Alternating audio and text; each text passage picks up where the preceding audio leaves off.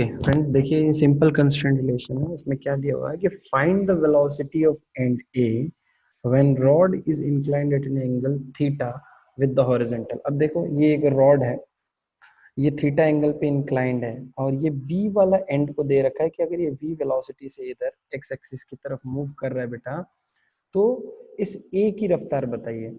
ठीक है, तो पहले इसके दो मेथड सिखाऊंगा मैं, एक तो ट्रेडिशनल और एक शॉर्टकट। देखिए कैसे करेंगे।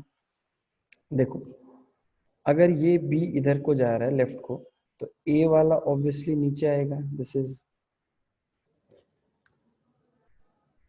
V A.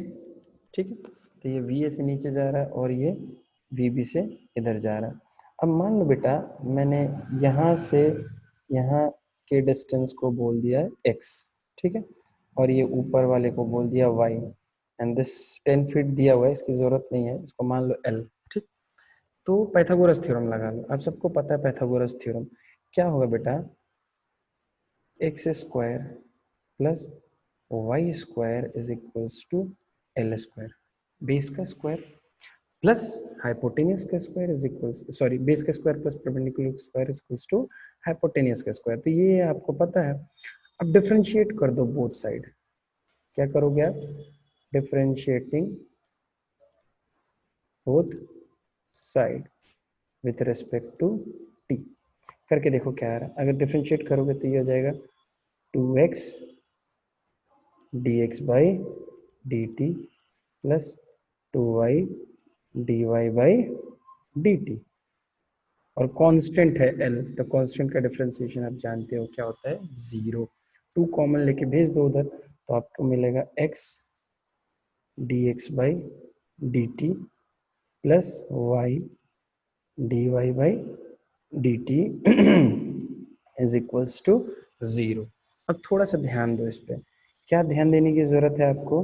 अब देखिए यहाँ पे बेटा, ध्यान देने की क्या जरूरत है कि देखिए ये जो y है, अगर मैं यहाँ पे लिखूं कि d y by d t, तो बेटा ये टाइम के साथ y की वैल्यू डिक्रीज हो रही थी। अगर मैं यहाँ पे माइनस साइन लगा दूं तो ये किसकी वैल्यू आ जाएगी, वी ए की, राइट।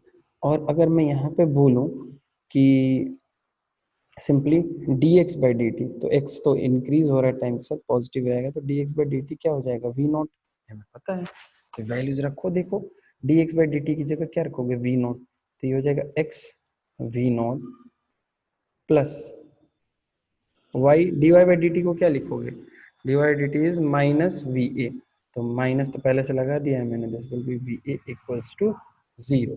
हमें क्या चाहिए, हमें चाहिए वी ए, तो बेटा y v a is equals to x v not होगा। तो यहाँ से बेटा v a is equals to आपके पास आ रहा है x upon y into v not. अब देखो ये एंगल है, तो बेस अपॉन हाइपोटेनियस, देखो हमें पता है कि एज वी नो क्या होगा बेटा कि x by y base upon perpendicular, ये क्या होता है, कॉट। कॉट थीटा होता है ना, tan का अपोजिट tan होता है परपेंडिकुलर बाई बेस, और उसका रेसिप्रोकल है, तो ये कॉट होगा। तो कॉट मिल गया आपको, वैल्यू रखो। तो दिस इम्प्लाइज, देखो ये वाली वैल्यू यहाँ जगह नहीं है तो मैं इधर कर रहा हूँ।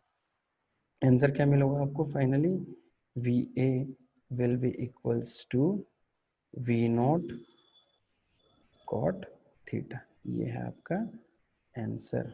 देख लो, ए की स्पीड मिल गई। इसको ठीक से देख लो, समझ लो, और इसका मैं फिर आपको शॉर्टकट मेथड बताता हूँ। ठीक है, तो आई होप कि ये समझ में आया है। ठीक है, ठीक है। अब इसका शॉर्टकट मेथड देखो बेटा, देखो इसकी रफ्तार। अच्छा, एक चीज ध्यान दो, ये जो रॉड है, इस रॉड की लेंथ हमेशा क्या रहेगी बेटा, इस रॉड की लेंथ हमेशा कांस्टेंट रहेगी। तो इस पॉइंट को देखो, ये जो ए पॉइंट है, वी ए रफ्तार से नीचे जा रहा है, लेकिन इस पॉइंट की रफ्तार अलोंग द लेंथ कुछ होगी ना, कितनी होगी, तो ये होगी वी ए साइन थीटा, होगी ना बेटा।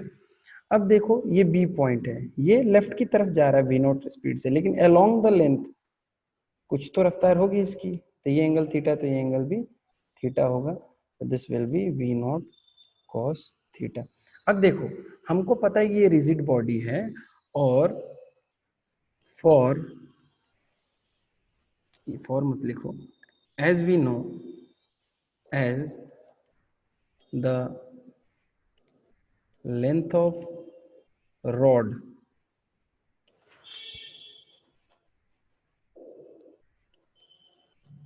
as the length of rod is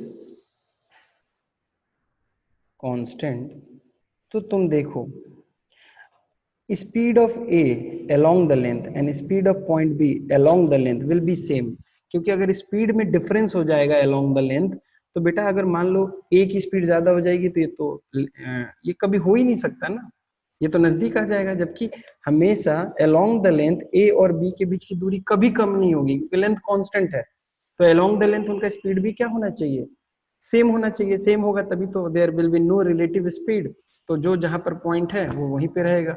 बात समझ में आ रही है ना आपको? अगर देखो अलोंग द लेंथ ए की स्पीड बढ़ जाएगी बेटा, तो ये तो बी के नजदीक आ जाएगा, ऐसा पॉसिबल ही नहीं है, यानी कि इन दोनों के बीच की दूरी हमेशा कांस्टेंट रहेगी। That means speed of point A और स्पीड ऑफ पॉइंट बी, और सिर्फ पॉइंट ए पॉइंट बी नहीं, इस लेंथ पर किसी भी पॉइंट की स्पीड अलोंग द लेंथ हमेशा सेम रहेगी। तो as the length of the speed is constant, तो हम क्या कह सकते हैं, v a sin theta must be equals to v not cos theta. तो यहाँ से v a is equals to क्या आ जाएगा, v not cos theta divided by sin theta, cos upon sin होता है cot, this implies v a is equals to v not cot theta, और यही हमने पिछले सेक्शन में निकाला था। तो this is an alternate method and important one, तो ये आप याद रखोगे एंड आई होप कि ये आपको समझ में आया है। Next time we will do some more examples of this.